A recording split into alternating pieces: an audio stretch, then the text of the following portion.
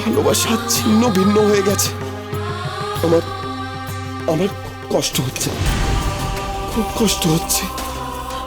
কিরণমালা আমার দিকে আঙ্গুল তুলছে, আমাকে দোষারোপ করছে। কেন মা, কিসের জন্য? আমি কি অন্যায় করেছি বলো? আমি আর পারছি না মা, পারছি না, আমি কুমার, পারছি না। কুমার, শান্ত হো কুমার,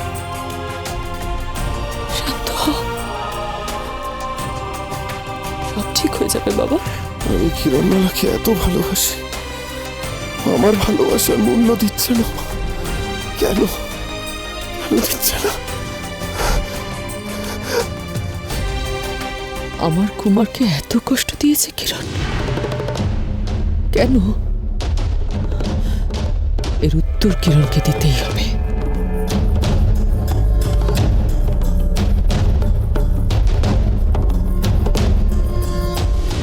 আমি জানি না মা, কিন্তু কিছু ঠিক হচ্ছে না। আমি তো একই কথা জানতে এসেছি কিরণ।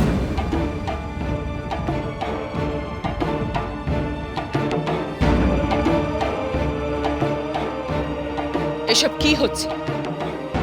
কি শুরু করেছো তুমি? কেন তুমি এভাবে কুমারকে অবহেলা করছো? মা, আমি কখনো কুমারকে জ্ঞান তো অবহেলা করিনি।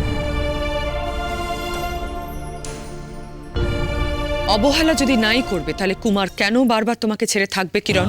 মহারানী, তুমি যদি ক্রমাগত কুমারের সাথে এইভাবে অশান্তি করতে থাকো, তোমাদের সম্পর্ক যদি এই জায়গায় গিয়ে দাঁড়ায়, তাহলে তাহলে অমৃতনগরীর কোনো ভবিষ্যৎই তো আমি দেখতে পাচ্ছি না। তুমি খুব ভালো করেই জানো অমৃত পুনরুজ্জীবিত করা নির্ভর করছে তোমাদের সন্তানের উপর। সবকিছু জেনে বুঝে এতটা দায়িত্ব জ্ঞানহীন তুমি কবে থেকে উঠলে? মহারানী আম্রপালি, আমার মনে হয় না জ্ঞান তো কিরণ কোনোদিনও কুমারের অবহেলা করেছে। আর যদি আমার মেয়ের কোনো রকম কোনো ভুল ত্রুটি হয়ে থাকে, আমি আপনাকে কথা দিচ্ছি, আমি ওর সাথে কথা বলব। আমার মেয়ে নিশ্চয়ই ওর ভুল ত্রুটি সূত্রে নেবে। মহারানী রূপবতী, আপনি মা হয়ে মেয়ের পক্ষ নিয়ে এই প্রতিশ্রুতি দিচ্ছেন আমাকে আশ্বস্ত করার চেষ্টা করছেন, কিন্তু কেন জানি না আমি কিছুতেই আশ্বস্ত হতে পারছি না।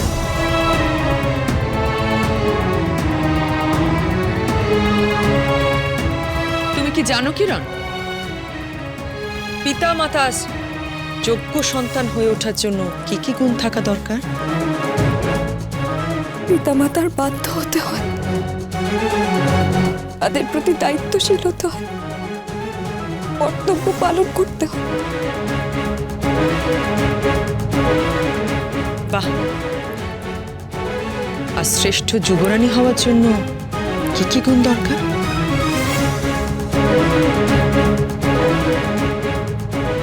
যুবরানীর সবচেয়ে বড় কর্তব্য নিজের রাজ্যকে প্রাণ দিয়ে হলেও রক্ষা করা, প্রজাবৎসল হওয়া, ন্যায়নিষ্ঠ হওয়া, সাহসী যোদ্ধা হওয়া। প্রত্যেকটি বিষয়ে তোমার জ্ঞান অত্যন্ত প্রখর কিরণ। তাহলে এটা নিশ্চয়ই তোমার জানা আছে উপযুক্ত স্ত্রী হওয়ার জন্য একজন নারীর কি কি গুণ থাকা দরকার?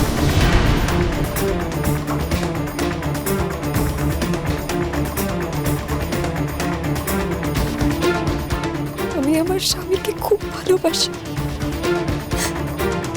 নিজের প্রাণ দিয়ে আমি তাকে রক্ষা করতে পারি। শুধুমাত্র অস্ত্র ধারণ করে স্বামীর প্রাণ রক্ষা করা আর মুখে ভালোবাসি বললেই ভালোবাসা হয় না কিরণ।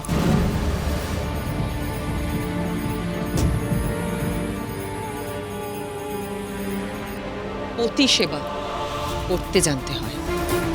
আমি শুধু এই জন্যই তোমাকে পুত্রবধূ রূপে গ্রহণ করিনি কিরণ, যে তুমি শুধু যুদ্ধ করবে, নিজের জেদ তেজ কমিয়ে।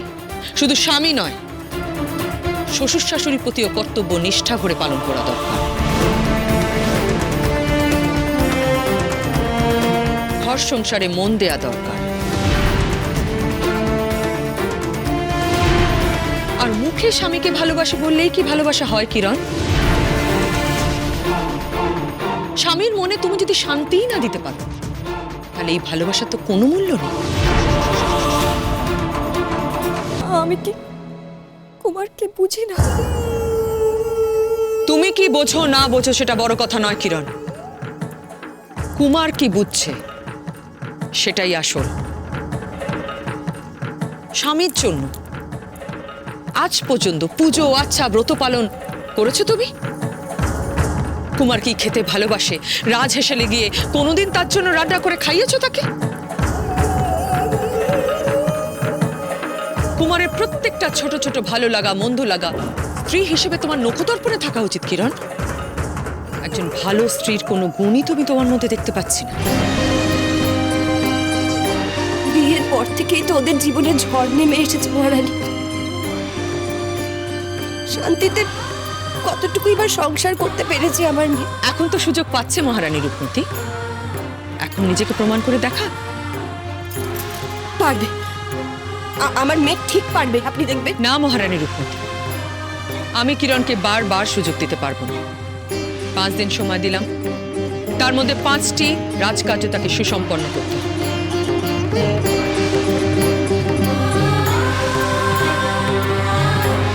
এই 5 দিনের মধ্যে সে যদি এই রাজকার্য সঠিকভাবে পালন করতে পারে, তাহলেই প্রমাণিত হবে যে সে কুমারের পতিব্রতা স্ত্রী এবং অমৃতনগরীর যোগ্য যুবরানী।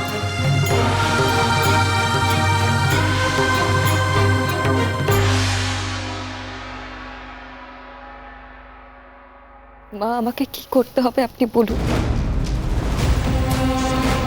কাল সকালে 10টি পদ্ম নিয়ে এসে বিধাতার পুজো করতে হবে সকলের মঙ্গল কামনা করে।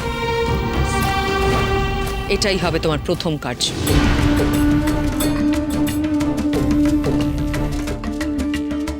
আর মনে রেখো, এই কার্য চলাকালীন তোমার পরিবারের সকলের মন জয় করে চলতে হবে, বিশেষ করে কুমার। কোনোভাবেই কুমারের প্রতি কোনো অমর্যাদা আমি কিন্তু সহ্য করব না কিরণ। তোমাকে প্রমাণ করতে হবে কিরণ, তুমি কুমারের উপযুক্ত স্ত্রী।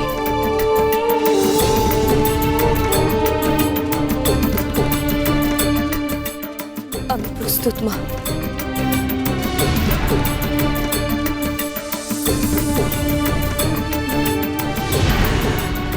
মালা, কেমন প্যাচে পড়েছিস তুই বল। কিন্তু আমি নিশ্চিত যতই প্যাচে পড়ুক না কেন সে একটা উপায়ও ঠিক বার করবে, আর সেই জন্য ওর পরিকল্পনা কি আমাদের জানতেই হবে। বিধাতার পুজো করে দিন শুরু করবি ভেবেছিলি না কিরণমালা? বার করছি তোর বিধাতার পুজো আমি। না, তার আর কোনো দরকার নেই। কিরণমালাকে শেষ করার জন্য আমি একাই যথেষ্ট।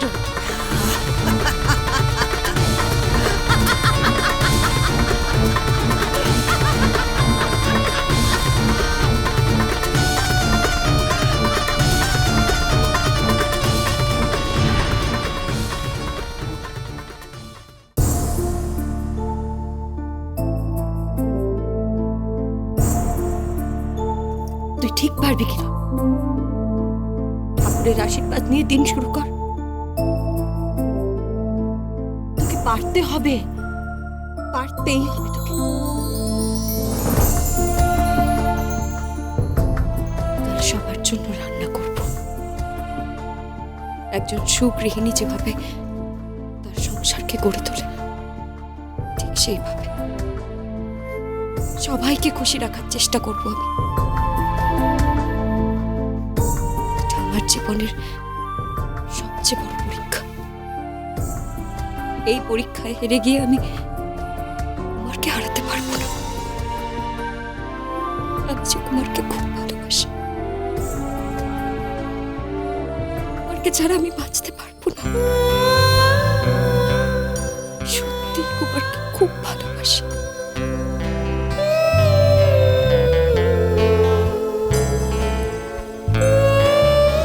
কি ধরনের পরিহাস করছো তুমি আমার সঙ্গে কিরণ? বিধাতার পুজো নিয়ে এত বড় পরিহাস করা স্পর্ধা পাও কোত্থেকে তুমি? তুমি তোমার কর্তব্যের অবহেলা তো করছো, উপরন্তু আমাদের ঠকাতে চাইছো।